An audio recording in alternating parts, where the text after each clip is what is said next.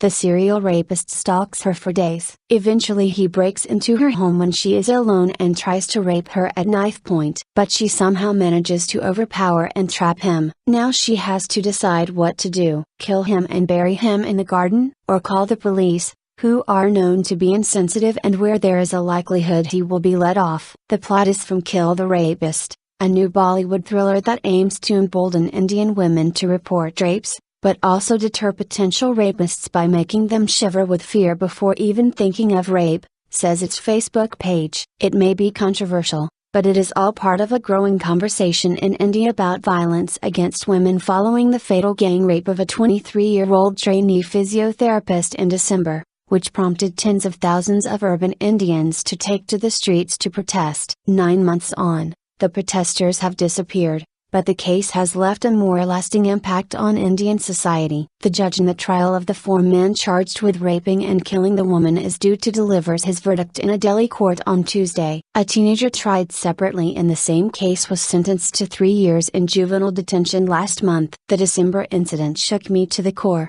says Siddhartha Jain, the 39-year-old producer of Kill the Rapist. I didn't want this just to be another story that would be forgotten in a year. My film is an excuse to amplify the discussion of women's security and hopefully bring about some positive changes. The increased awareness is not just reflected in cinema. Newspapers and television news stations have stepped up their coverage of gender crimes, social media sites are full of debate, and even Bollywood stars and cricketers are joining the discussion in campaigns to promote women's safety. Social commentators say the issue, once only really debated by civil society activists, feminists and academics, is gaining ground and is being widely discussed by the urban middle classes. I think the conversation has changed. There appears to be much more sensitivity towards gender issues now from many quarters, says Santosh Desai, a columnist and author of Mother Pious Lady, Making Sense of Everyday India. Before it was always a discussion between one small group of people with another small group of people. Now,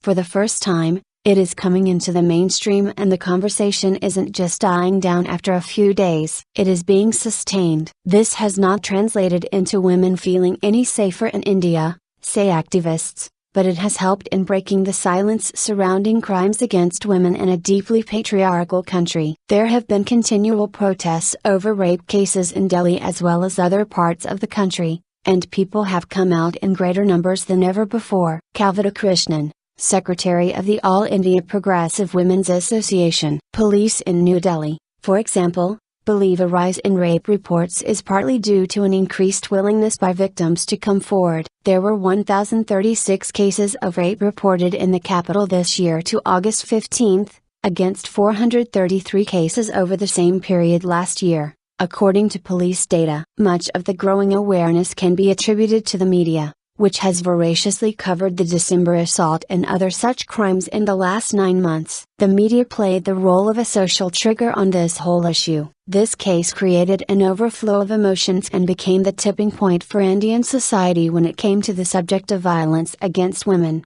said Prabhakar Kumar, of the Delhi-based Center for Media Studies. Last month, Bollywood superstar Shah Rukh Khan held true to a pledge following the Delhi gang rape, placing his leading lady's name before his in the opening credits of his blockbuster film Chennai Express, a statement aimed at promoting the idea of respect for women in a male-dominated film industry. Social commentators emphasize while the heightened consciousness around women abuse has not really touched the conservative rural masses that make up 70% of India's 1.2 billion people, it has had an impact in urban areas. Since it happened, there have been continual protests over rape cases in Delhi as well as other parts of the country, and people have come out in greater numbers than ever before, says Kavita Krishnan, Secretary of the All India Progressive Women's Association. This shows that there is a more sustained interest in this subject and people want action on such issues. From New Delhi to Mumbai, Kolkata and Manipur,